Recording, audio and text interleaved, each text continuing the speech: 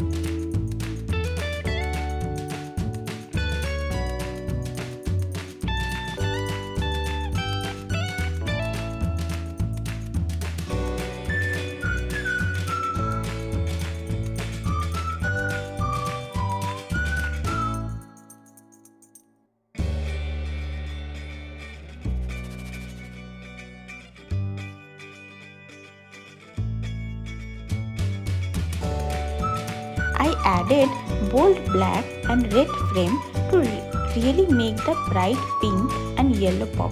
You don't have to be a master artist to draw beautiful flowers. You just need to feel the joy of the colors. This drawing instantly boosting my mood.